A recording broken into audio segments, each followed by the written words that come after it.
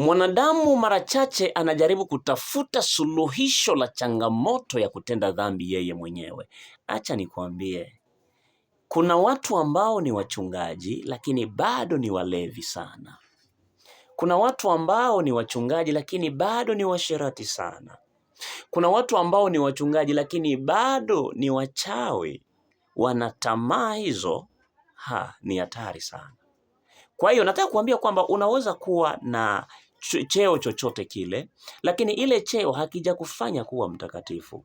Na ikiwa asilia yako wewe umerisi kwa wazazi wako, sio tu kwa wazazi wako, ni kwa sababu dhambi ulizo nazo umezirisi kwa Adamu wa kwanza ambaye ametenda dhambi katika dunia hii. Kwa hiyo usijaribu kuweza zile dhambi zako kuzitoa wewe mwenyewe, kuziondoa wewe mwenyewe, hutoweza, hapana.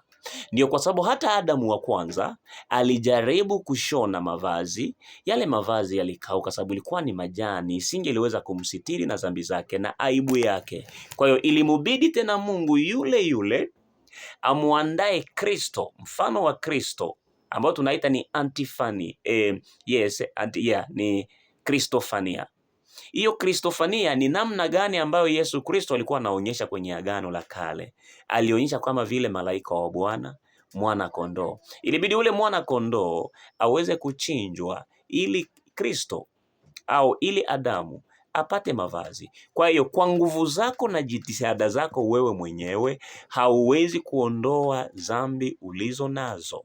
Hauwezi kujibadilisha. Hivyo anayeweza kukubadilisha wewe na yule aliyekuwa na uwezo wa kumshinda Ibilisi na alikufa msalabani ni nani? Ni Yesu Kristo.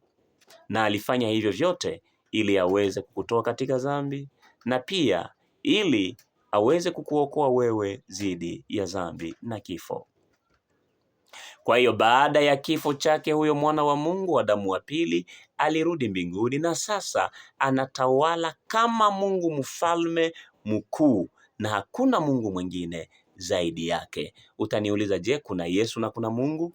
Kwenye mafundisho yetu hakuna Yesu na hakuna Mungu, ni mtu mmoja tu ambaye alionekana katika Agano la Kale akaja kujidhihirisha kwetu katika Agano Jipya. Anatawala binadamu wote, anatawala ulimwengu wote. Sasa yupo paradiso akiwaingiza wale wote ambao baba yake amempatia kwenye ufalme wake na akiandaa kwa ajili ya muda ambao atarudi kuwafufua wote ambao wamekufa. Kipindi kati ya kifo cha Kristo, ufufuo na kupaa mbinguni na kurudi kwake kwa mara ya pili kinaitwa kipindi cha Agano Jipya. Sasa hivi tuko kwenye kipindi cha Agano Jipya. Kwa sababu gani? Tunachunga kurudi kwa Yesu Kristo. Kristo anawaita watu wote kuamini na kumtumaini yeye na kubeba wokovu wake. Wale wote wanaomfuata yeye na kuamini na kumtii wataupata wokovu katika Kristo. Ufalme wa Mungu umekuja tayari na anafanya kazi ndani yao. Ina maana kwamba ukimkubali Yesu Kristo tayari unaishi katika ufalme wa Mungu, maana ufalme wa Mungu sasa hivyo unafanya kazi ndani yako. Atakapokuja Yesu Kristo, anakuja kwa wafalme wake, kwa maprinsi wake, kuwachukua sasa na kuwaingiza mahali ambapo watakwenda kupumzika. Maelezo hayo yote yapo juu, ni historia fupi sana ya hadithi ya Biblia.